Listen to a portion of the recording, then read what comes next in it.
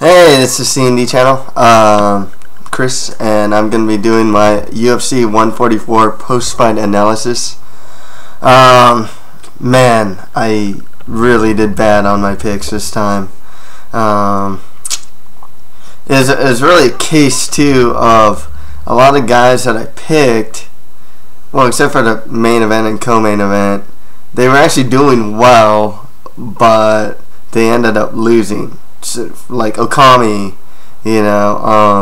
Kid Yamamoto, even Eiji Mitsuoka, and even Teotron Sang. There was a lot of I did really bad here. I think I only got I missed a lot of picks here for sure. It really sucks, but it's a good way for to really look at what I missed and moving forward what to look out for in these different fighters when they do fight. As far as the event goes, very newsworthy. We do have a new lightweight champion. Got some new contenders in their respected division, whether it's like Tim Boach, Mark Hunt, of all people, Bader, Pettis, Hatsuyoki.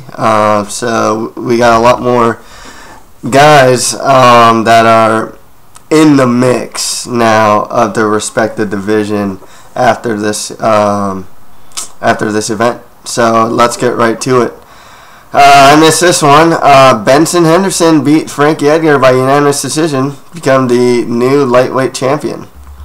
This fight also got fight of the night. Anthony Pettis got knockout of the night, and Von Lee got submission of the night. When I picked Edgar, I thought he'd be able to really outstrike him, and there's an argument that he did. That's the thing. Of course, he got up-kicked really bad in the second. Almost lost by guillotine. He's facing some stiff knees. Rogan kept talking about how Edgar would always grab Henderson's punches, or kicks. It's which was kind of weird because the kick still connects. Even if you grab it, it's still, the kick's still connected and it hurts. I've done it, But, it was a really interesting fight because it was just so close. Watching it, though, I gave it to Ben Henderson as well. I think he did well on the feet. I think he was trying to finish more, too. And he did get dropped in that 5th round. And then also, he's just such a strong dude. You can really tell. I remember he kind of had this guillotine thing in the 5th, and then he kind of threw Frank Edgar down and started raining ground and pound. Other thing is, too, he's so flexible. And his takedown defense is stellar. Frankie Edgar was saying, I got more takedowns, but when he took him down, the few times he did take him down, Benson Henderson would just get right back to his feet like it was nothing. Henderson is going to fight Anthony Pettis next. If he beats him, Benson's he's really good. I don't know how else to say it. He's going to be a tough matchup for any lightweight. I can see him beat a Gray Maynard. With a rematch with Pettis, I'd favor Ben Henderson. I think he's improved. I can see him clinching with Pettis a lot more. It's just a good, really good stuff from Benson Henderson. Guy's just hard to take down, hard to keep down. His striking was good. Is much improved. Because I kind of thought Frankie Edgar would beat him up on the feet. But really, it was kind of even on the feet, to be perfectly honest. With Edgar, if he gets to 145, that'll be really cool. But if not, there's a lot of good fights. He can fight like a Clay Guida, the loser of Jim Miller versus Nate Diaz, the loser of Evan Dunham versus Barboza. There's a lot of good fights for him at 155. So yeah, good stuff from Benson Henderson for sure.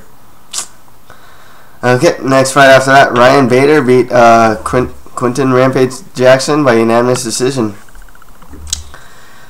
Oh man, I missed this. I thought Rampage would sprawl and brawl. Bader was actually beating him up on the feet. He had a smart strategy of not staying in the pocket. He'd throw a strike and get out. He'd mix in takedowns. And Rampage looked off his back. He doesn't really know what to do there. It's really unfortunate. I know that Rampage had like a knee injury or something. But otherwise, you know, with Rampage, he's got to think I guess he's getting up there in age or something. You know, I can't see him contend for a title or anything like that. You know, he's still a big name. I can see him fight a Gustafsson or some up-and-coming guy, or Phil Davis or something like that. Or if you want to give him other fights, like a fight with Shogun, that'd be cool too. You know, it was a good performance by Bader. Really put him back up. As far as like, you know, there's Bader, Gustafsson, and Phil Davis as far as like prospects in the division. This is a strong win for Bader. I can see him get like a Machida, a Dan Anderson, a Shogun, any of those top guys. I mean, he's lost to Jones. He lost to Tito Ortiz. You know, Rampage, he's too content to counterpunch. He needed to get in there a little more. He tried to wrestle. He got this really cool slam that looked like it almost broke like Bader's neck. But otherwise, yeah, it was all Bader, man. He just had the right game plan going in, and you know, he won the fight here. Good win for Bader for sure. Okay, next fight after that, Mark Hunt beat Czech Congo by TKO in the first round. I missed this pick too. Jeez, you know, Congo actually tried to take him down. I think Mark Hunt's takedown defense is improving. He's a 5'10", 260-pound Samoan guy, you know. It's hard to grab the guy's legs. He has such a small center of gravity, and he's just, and that's the thing, you know. It's hard to get to the guy's legs. And he's a strong guy, as it is. So, you know, he has some thick legs. Anyways, so when it became a kickboxing bout, Mark Hunt, I mean, he found a counter left hook that dropped, I think it dropped Congo. But then the finishing sequence, I mean, what's funny about that one is that Congo actually blocked the initial punch that started the ending sequence. Mark Hunt just has so much power. Arguably, he might arguably be the hardest hitter in the heavyweight division.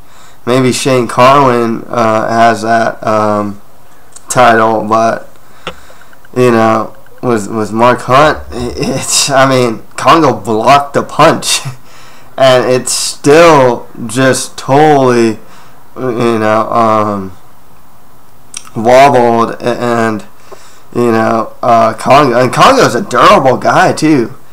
This is a funny thing because Mitrione, Pat Barry, Travis Brown could not beat Czech Congo. Mark Hunt in 2012 just beat the top gatekeeper in the heavyweight division. I mean, he's the guy that you beat to fight like the top of the division, and it's just, it's funny to think that Mark Hunt is like one fight away from a title shot, and he's actually on a pretty solid, 3-fight win streak. This coming from the guy who was in this like 5 or 6 fight losing streak not too long ago. Now he's on a very strong win streak here against some very good guys. Congo, like I said, so Barry, Travis Brown, and Mitrione could not beat Czech Congo, and here's Mark Hunt beating him in the first round. It's like, who is this guy? With Hunt, I'd say give him like a Frank Mir or Verdum. Give him someone up there.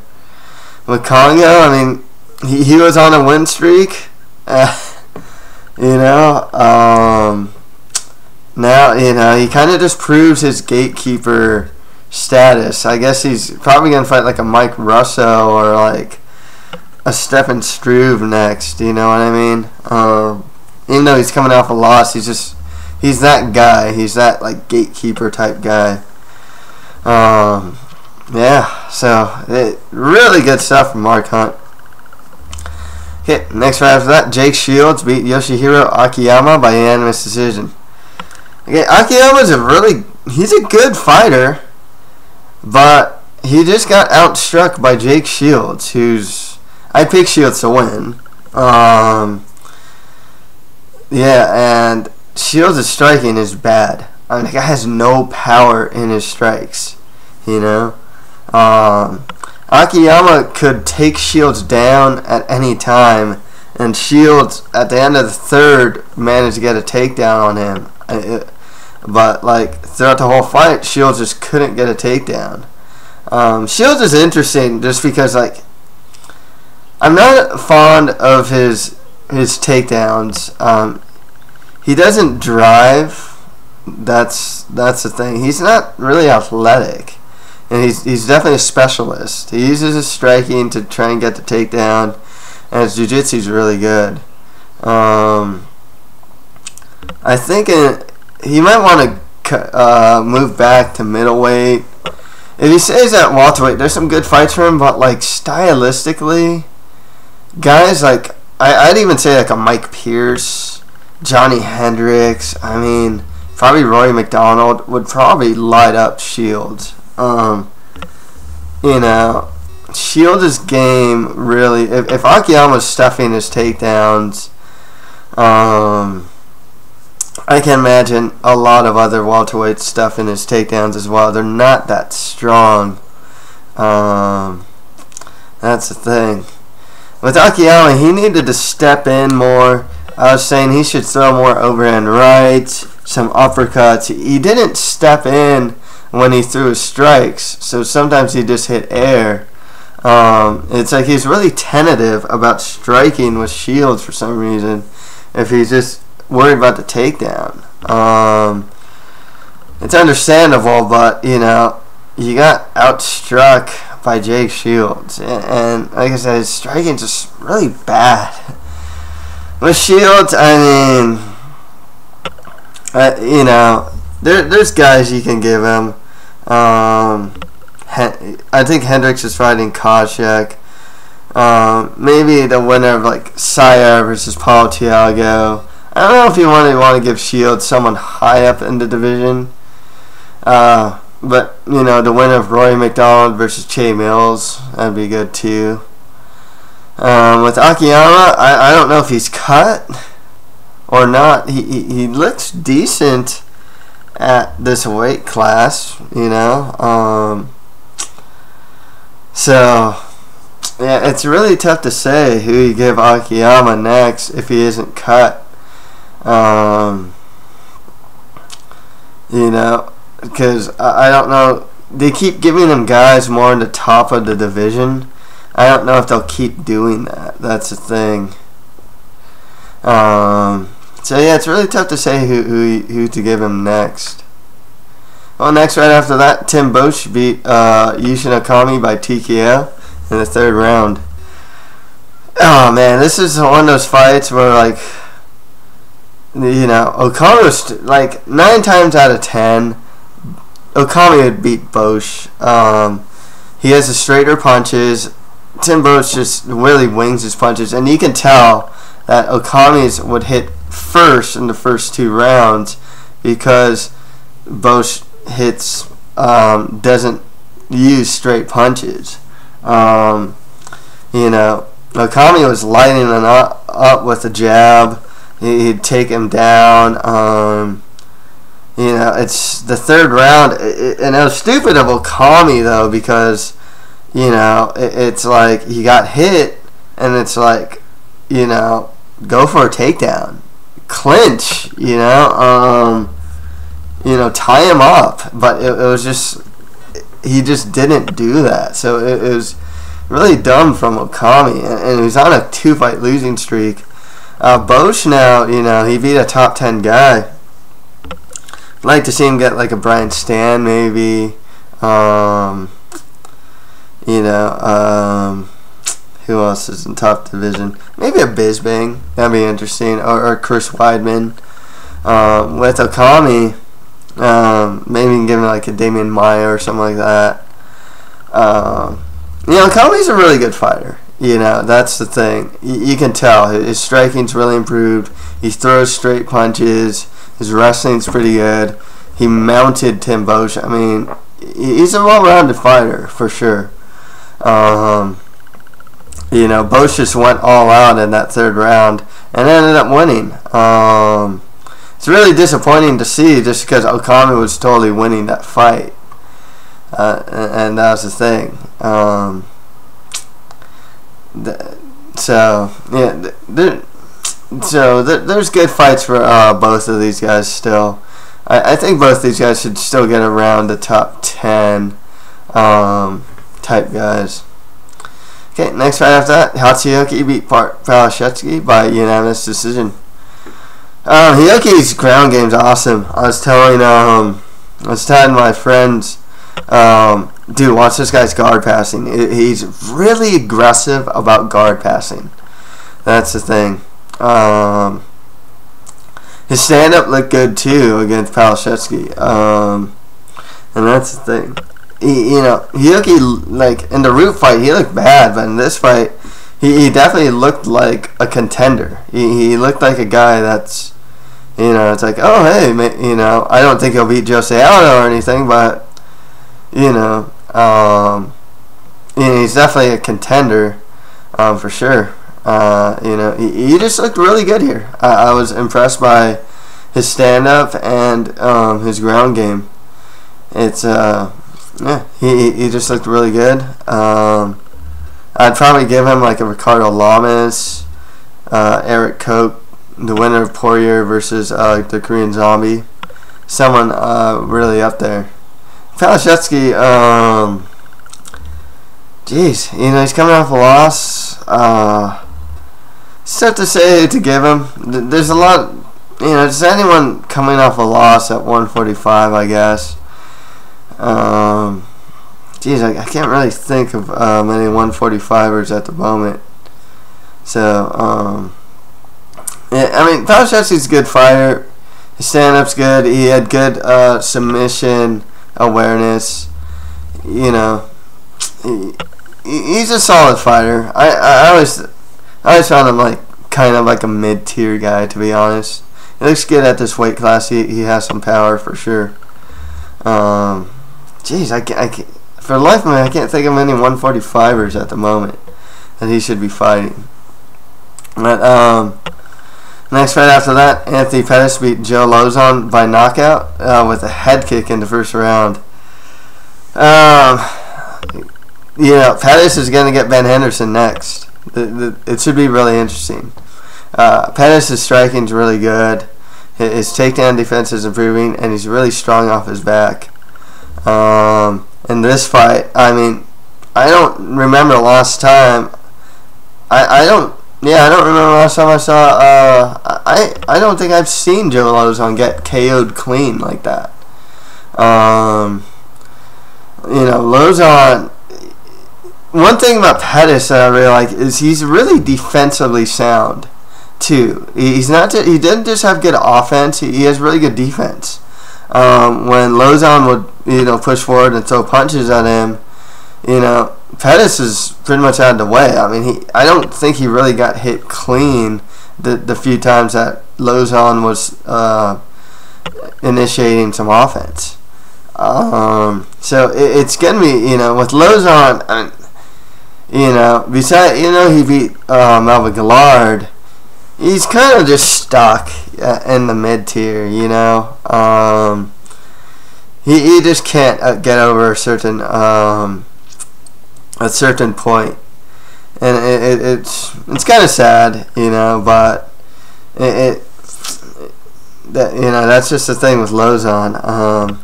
There's no shortage of fighters in lightweight that he can fight. The loser of like Escudero versus Danzig, or like the loser of Bocek versus Wyman. The thing is with Pettis, I'm really interested to see how another 5-rounder with him and Ben Henderson's gonna go. I think Pettis actually got his back at one time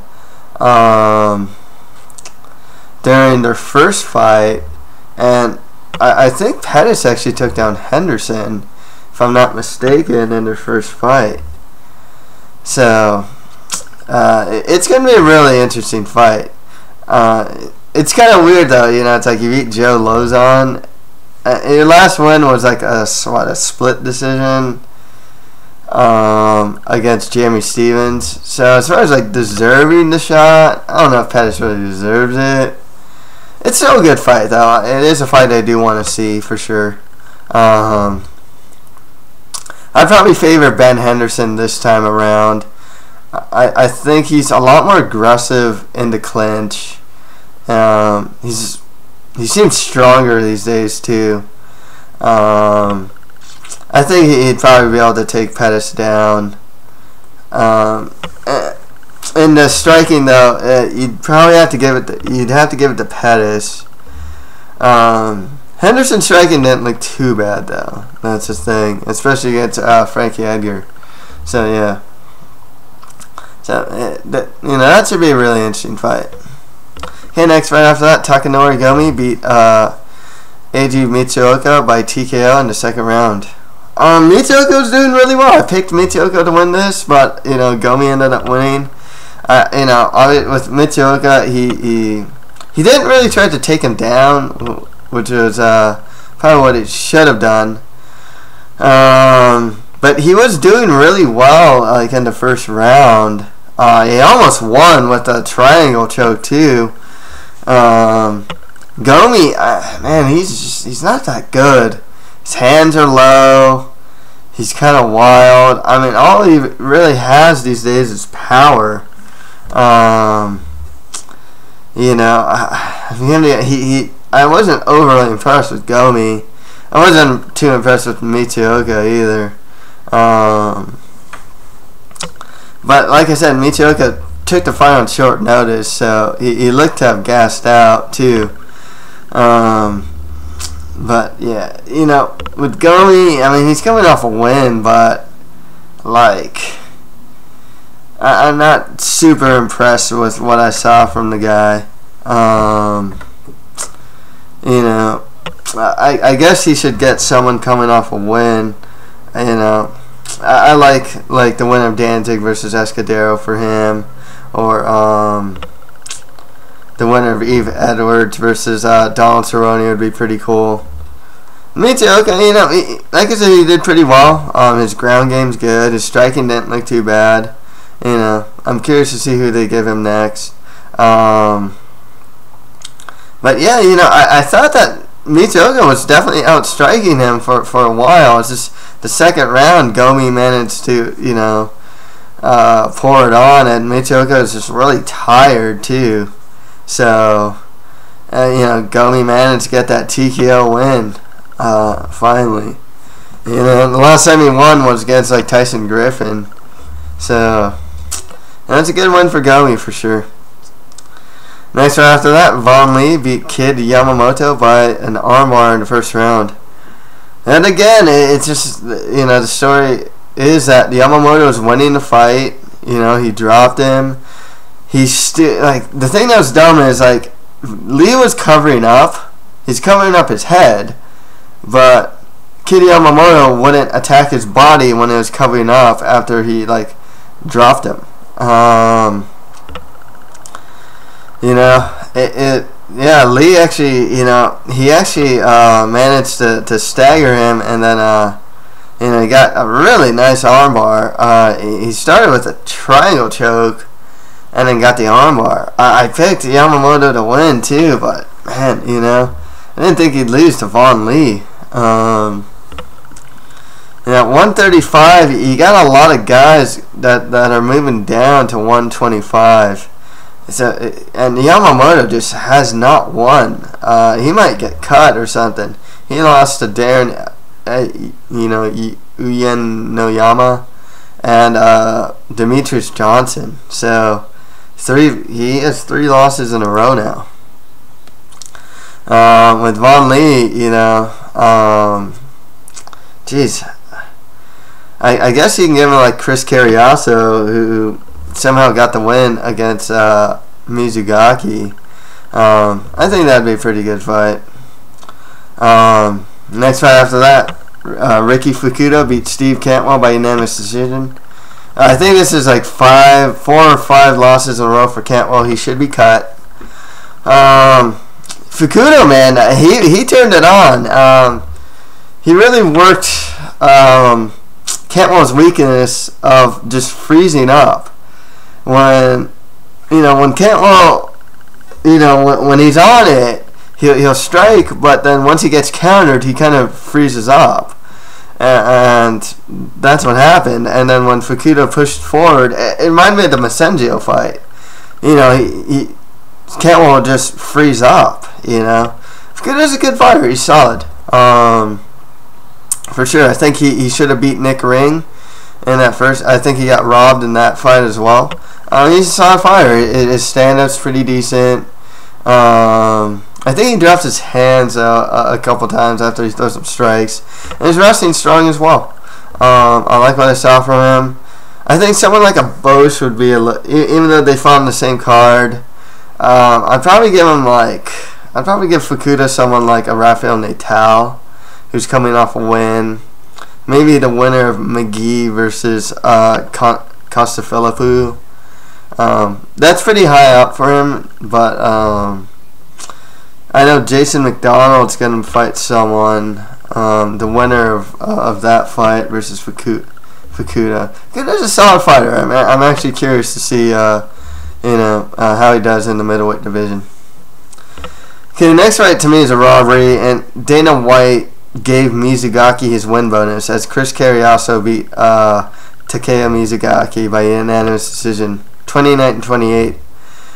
This is just confusing me bad, because this wasn't a case of like laying prey or anything like that. Mizugaki would get him down for the majority of the round, and he'd rain down punches on him.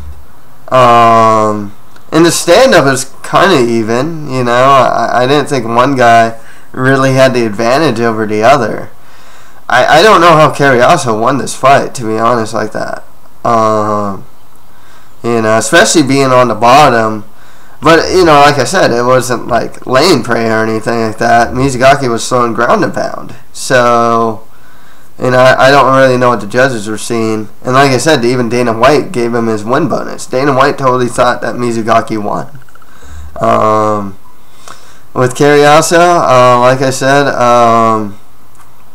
you can give him like Von Lee. That'd be good. I think that'd be a good fight for him.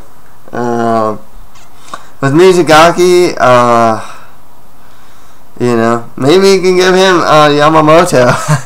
I guess. It's tough to say because I don't really know who's in the division in the mid to lower tier anymore. There's guys moving down to 125. or maybe give like Kerry also the winner of like Bedford versus Nick Dennis. Maybe the loser of the fight can get Mizugaki. Okay. And finally, Issei Tamura beat Tiatron Zhang by knockout in the second round. Zhang should probably get cut from the UFC, but he probably won't. He actually dropped him early in the first round. The problem with Zhang, it's like, I don't know what he kept striking with this guy. He should have went for a takedown. So that, yeah, it's, you know, yeah, Tamura, he's definitely got some power, for sure. At 145, geez, you know, he's kind of new to you know, this was his first fight in the UFC. I'm trying to think who's at 145. It's, you know, I can maybe give him like a Cub Swanson or something like that.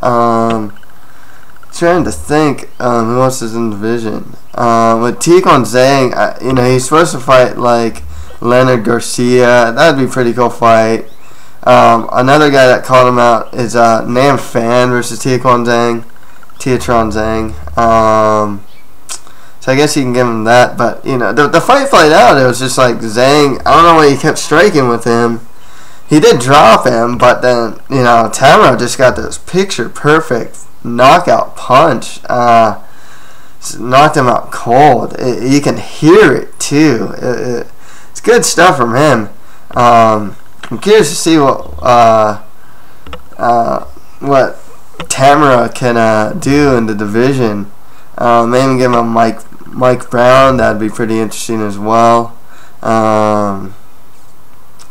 So maybe a Ross Pearson. It's pretty high up for him though. Yeah, I'm curious to see where Tamura can go.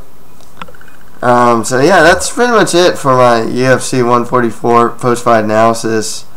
If you have any comments, just leave them below. And that's pretty much it, guys. Thank you very much.